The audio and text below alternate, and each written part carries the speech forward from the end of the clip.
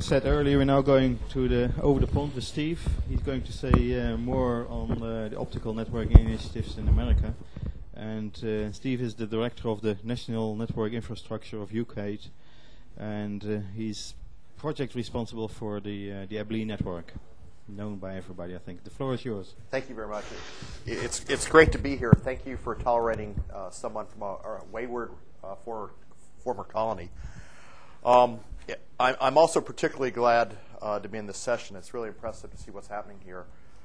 I've been to the Netherlands several times in the last few years, and I'm always impressed with what's going there. So I'm particularly glad to go in front of Eric Radius rather than after him today. I want to talk about what's going on in the United States. There's been a lot of action as these initiatives have been being put together, and I can give an update. I think we're very close to starting deployment on what we consider to be a national scale optical network in the U.S. One of the themes here will be that for us, in order for us to have a national optical capability, we need to have regional optical networks. And from a geographic scale, these are analogous to the NRNs over here in Europe. Let me go to my conclusions and just to put these up, and then we'll work through the talk. I think within the United States right now, the fact that we need to have a combined effort, both nationally and regionally, in building out these optical capabilities is essential, if nothing more, for international competitiveness. The challenges we face, one, are our distance scale. A national network will consume 16,000 kilometers of fiber, and we have a true two-dimensional country, unlike our colleagues to the north in Canada or in Chile. So we've got a lot of work to do because of the distance scale and the wide distribution of universities. We need these regional networks to come into place and essentially have a three-layer hierarchy of campuses, regionals, and nationals. In terms of the projects that are underway right now, the first is National Lambda Rail. We'll refer to that as NLR. That is intended to be a national scale, facility-based Lambda network with an emphasis on supporting computational science and network research. That's coming very close to fruition. We have, at Internet 2, have a supporting project for regional optical initiatives that I want to just say a little bit about to provide access to dark fiber, essentially a holding company. And there are also two other projects that I'll mention briefly, USA Waves and Northern Tier, that aren't quite as far along, but could play a part in solving the puzzle finally. Okay, what I want to say in detail here, I just want to put a couple slides up about Abilene. That is my day job, and just to put that in context with the optical networking story, talk a little bit about what we see the motivations in the United States to do this right now, talk about the role of the regionals, then finally give an update on where the national efforts are. Abilene is in the midst of its second generation upgrade. In fact, we are getting very close to finishing. We will have 10 gigabits over the entire country. We are using lambdas that we get from Quest and Juniper T640 routers. The lines in red are in place. The lines in green are going in right now, and the lines in blue pick up Denver and also along the southern tier of the United States. We'll have those in place by midsummer. I think one of the good things of the last year is it's been a good chance for us to understand how the needs of the high-end community are evolving, particularly in the grid space. I think we've also, from Abilene's perspective, really had to define what Abilene does best. We are effectively U.S. higher education's network. We do not receive direct funding from the U.S. government. And by having such a network, of course, as you know with the NRNs, it gives you a common base for advanced service deployments and other collaborative ventures. We now consider ourselves to have two common bearer services, IPv4 and IPv6. We went native last year, and we've been working closely with Jayant as well. Our model really is to be an NREN. We are not pricing as commercial ISPs do. Our pricing structure is logarithmic in bandwidth, and we do not charge by the bit used. In terms of our reliability, we took it as an insult last year when we were called a 6 nines network. We try to be a 4 nines network in terms of our availability. And that means that we are willing to deploy new services and take risks with new code and other advanced service deployments before they might be totally baked in. Abilene's future is pretty well assured. We have our transport contracts in place through 2006. Our new routers went in last year. We've already pushed 8 gigabits of traffic. That's both a mix of IPv4 and IPv6, and also 100% V6 across the country with no loss. And we've got the bandwidth at this point. Sorry about that. We've got the bandwidth at roughly 10% utilization with a doubling time of a little more than 1 year. We've got a number of projects underway. One of the things that we're proudest of right now is the Abilene Observatory. We're really trying to capture in a time-correlated fashion every piece of data that we can within the network, SNMP, CFLOD, traffic characterization, a lot of active measurement work as well as routing information, and put that in a form that's accessible to network researchers. We are beginning to experiment with MPLS VPNs as well, but that's in the early stages with the TerraGrid. Now, why I think every country has its own reasons for building out or moving into the optical scale. These I think are the predominant reasons in the United States for actually building a facility as opposed to obtaining capabilities directly from carriers. I think that one of the fundamental motivations is the ability to get control of the network on all scales, and that's not only economically but also technically. From the economic perspective, since in an optical network, lighting that first lambda accounts for roughly 90% usually of a system cost. There's real advantage in going forward if you can acquire those additional lambdas at the incremental cost of the system. It's also a hedge in the sense that if the carriers do not rebound in the United States, and for example, we're very concerned whether the carriers see any motivation to put 40 gigabit lambdas into their networks. And as such, the optronics companies are not showing a lot of interest, even though we believe they have the technical capability of developing 40 gig cards.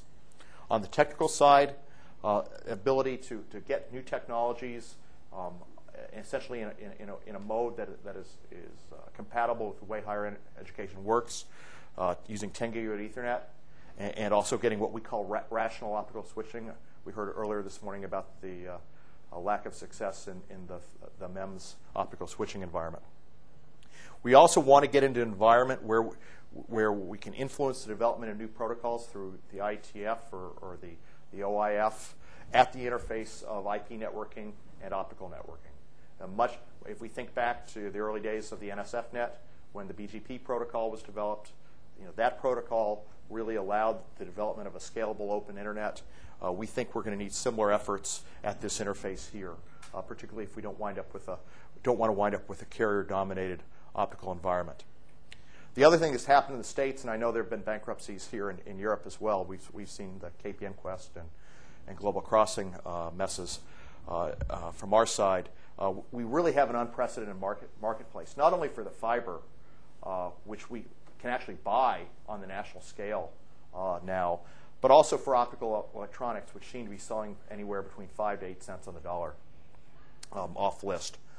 And so since we work for higher education, and we're in business for 1,000 years, this is the true contrarian opportunity. We're actually seeing a lot of venture capitalists having, or maybe they're called vulture capitalists, having these same ideas in the U.S. right now. This type of optical network enables a new type of network research testbed. We saw that in the Polish vision.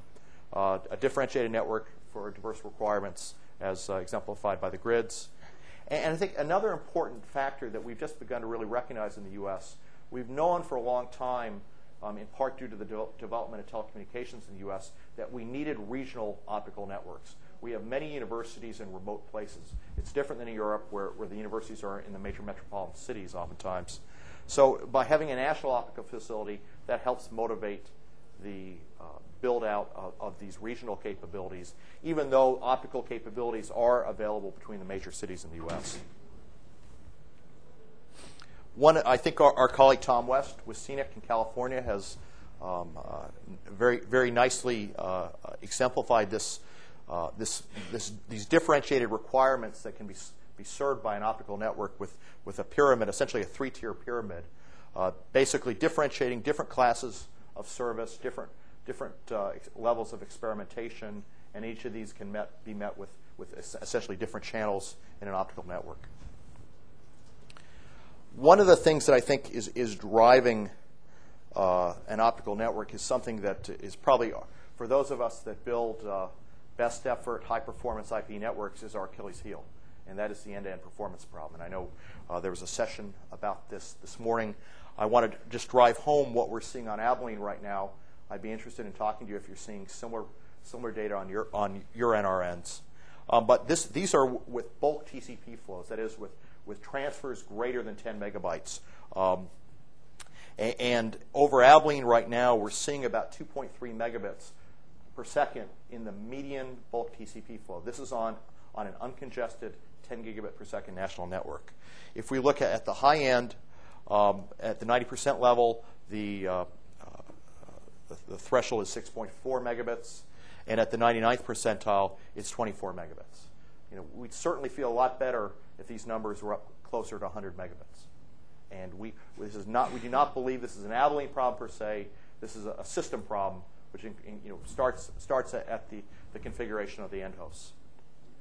But we think this is one of the motivations that are driving individual discipline communities to build their own networks. And it's a common problem that we all face. If you're interested in this, we have weekly data up on this problem at that URL. Let me talk a little bit about the optical evolution in the U.S.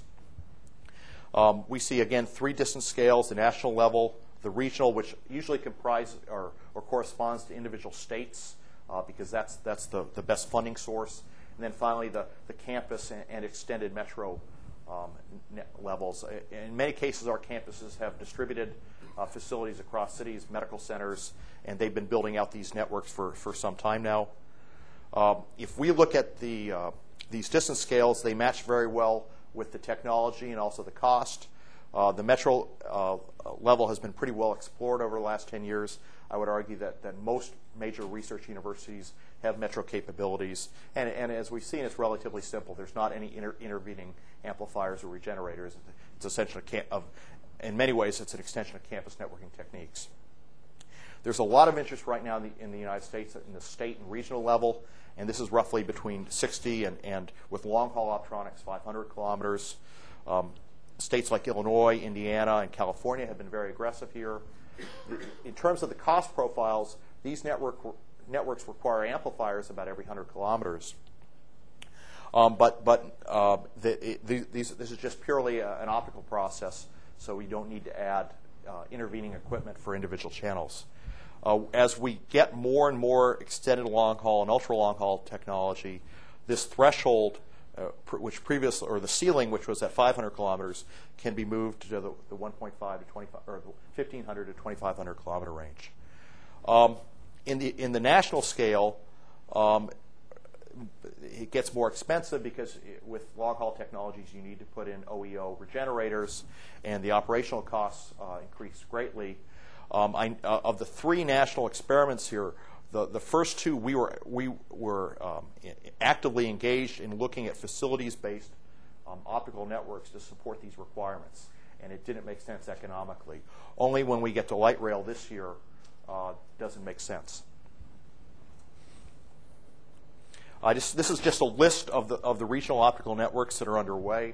I think in about 15 of the 50 states now, there are projects underway to build out regional capabilities. Again, in the U.S., many of our universities are in remote cities and that are not well served with many telecommunications options. So it's really in their strategic interest to build out these facilities.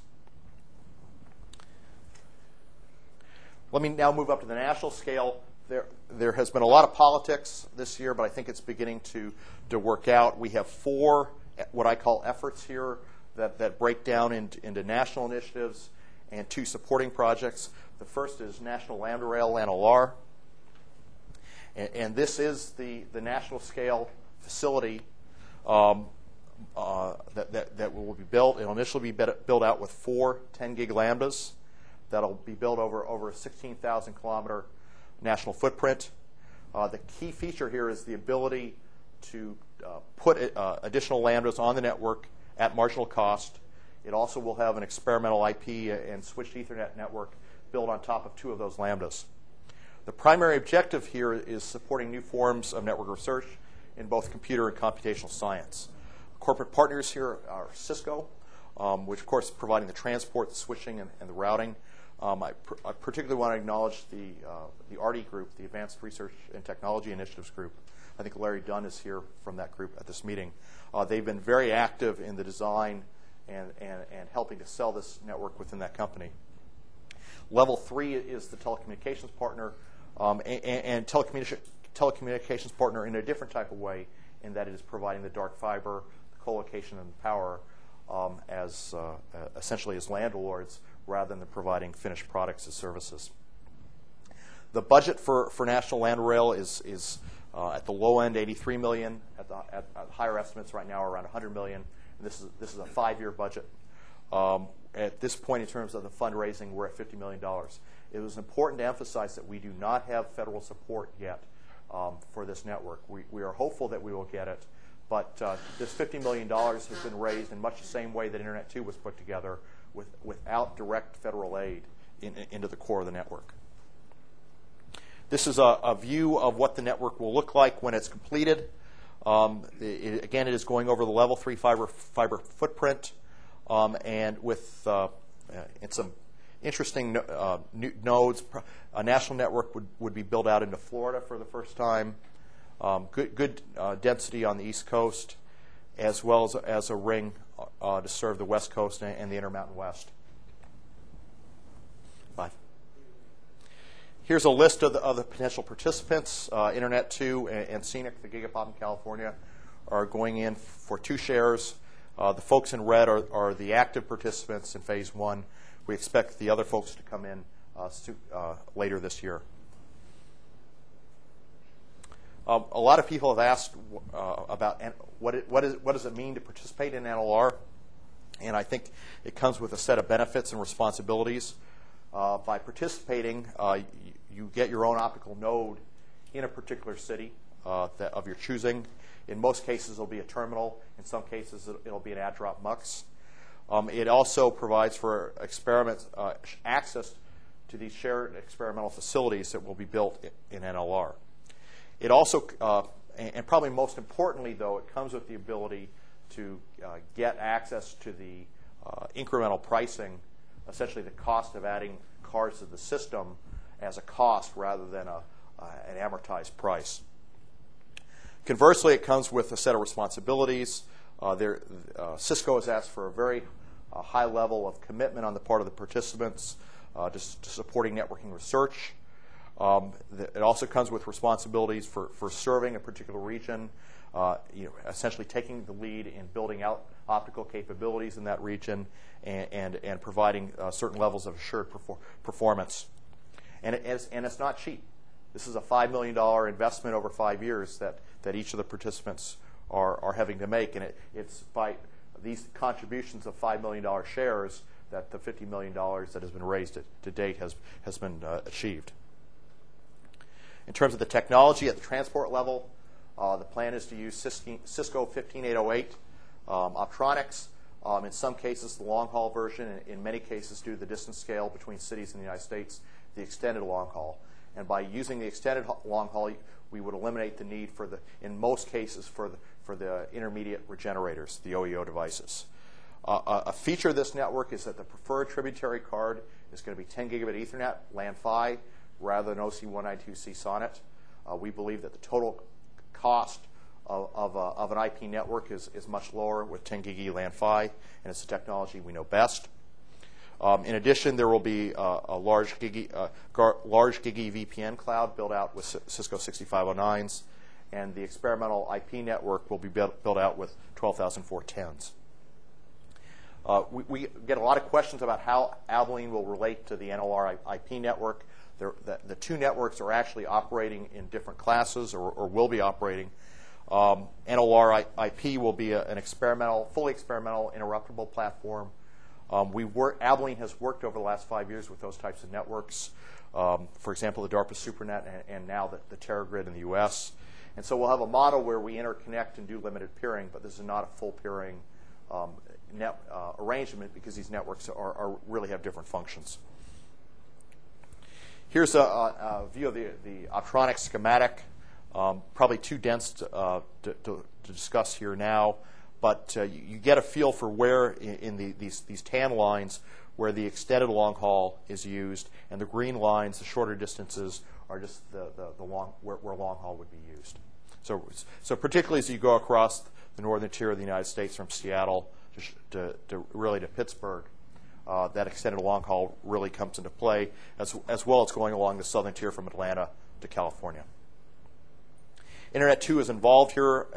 We've really been involved for about a year and a half. CNIC, Pacific Northwest, Cisco, and Internet 2 are probably the core set of partners here. We intend to put $10 million into this network, and we also intend to take that investment and return it to our members by providing essentially a Lambda grid service, at least initially, through the access to a single Lambda over the entire footprint that we would gain. We're working to complete the organization of this enterprise this month. Let me talk about the FiberCo idea very quickly. FiberCo has been designed as a way to support regional networks in the U.S. that we need so that the universities themselves will be able to attach to a sparse backbone like NLR. And essentially what we've done here is create a holding company for fiber. We've made an initial purchase of about 4,000 kilometers of dark fiber through level 3, and we have the capability of either holding that or assigning it to regionals. It looks like we're going to assign most of that fiber this year, but we have the ability to buy more fiber over the next 3 years at the same price. This is not a competitor to National Light Rail. It's a supporting vehicle. We're not lighting any fiber. And we set up a separate company in U.S. business lingo. It's a limited liability company, LLC, and we made that fiber acquisition now 2 months ago. Steve, yep. Could you? Okay. So in terms of the structure here, in the U.S., there are 2 contracts that you use. You buy the fiber through a one-time indefeasible right to use, an IRU. And then in terms of the ongoing costs for fiber maintenance and co-location, we've done that on a 5-year renewable basis. So that gives not only the national initiatives but the regional initiatives the ability to opt out if owning your own facility doesn't make sense, say 5 years down the road. And you can imagine a scenario where the carriers would be revitalized, where that might not make sense anymore. We picked level 3 fiber for a variety of reasons. They have a very open interconnection policy. That was one of the key reasons we picked them, and also the overall wholesale approach and the system design really made, on the national averaging, the lowest cost system. This is a quick view of where the fiber is, and we have the capability to provide fiber to any of the regionals, essentially on this light green footprint right now. So with that, I should stop. I'd be glad to take any questions that time will allow. Thank you very much, Steve.